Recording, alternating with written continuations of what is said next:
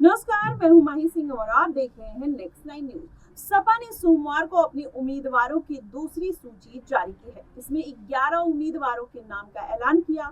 वहीं अफजाल अंसारी को यूपी की गाजीपुर सीट से उम्मीदवार बनाया गया, लेकिन 2019 के चुनाव में अफजाल बसपा के टिकट पर लड़े थे और जीते भी थे। वहीं यूपी में बसपा और सपा के गठबंधन कर लोकसभा पर उन्होंने चुनाव लड़ा था। आपको बता दें, आगामी लोकसभा चुनाव में सपा से टिकट मिलने के बाद अफजाल अंसारी का बयान आया है। अफजाल अंसारी ने सीधे तौर पर बीजेपी पर हमला बोला है और अपनी जीत का दावा किया है।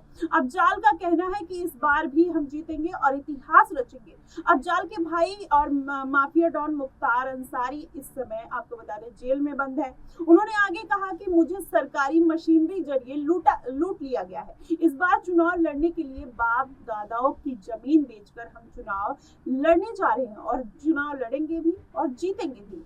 ये मोदी फैक्टर नहीं चलेगा। अफजाल का यह कहना था कि गरीब जनता मेरे साथ उनके साथ खड़ी है। उन्होंने कहा कि राम मंदिर सबके आस्था का प्रतीक है, राम पर कोई विवाद नहीं है, लेकिन राम के नाम पर फायदा बीजेपी को नहीं मिलेगा। आपको बता दें कि उन्होंने कहा कि सपा ने सोमवार को अपने उम्मीदवारों की दूसरी सूची जारी की है। इसमें 11 उम्मीदवारों के नाम का ऐलान हुआ, उसमें अफजाल भी एक है।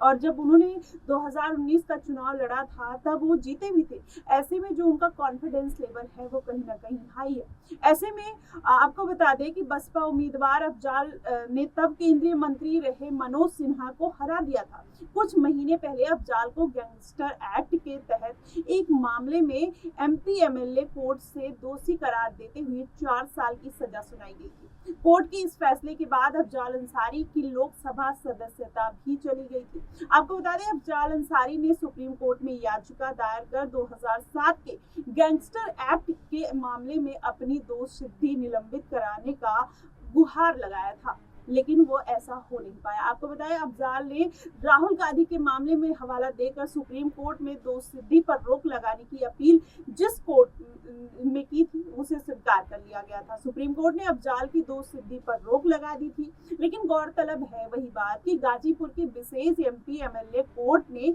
इसी साल 29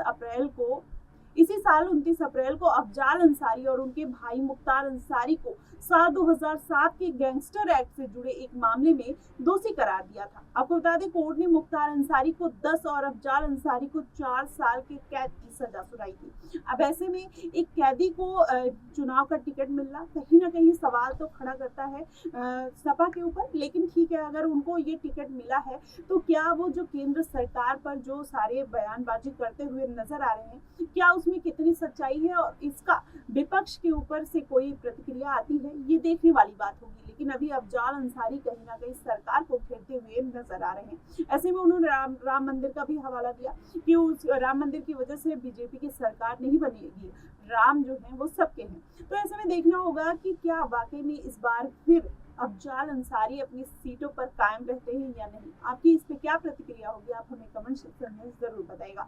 फिलहाल के लिए बस इतना ही। देश और दुनिया की तमाम खबरों के लिए हमारे साथ बने रहिए नेक्स्ट टाइम न्यूज।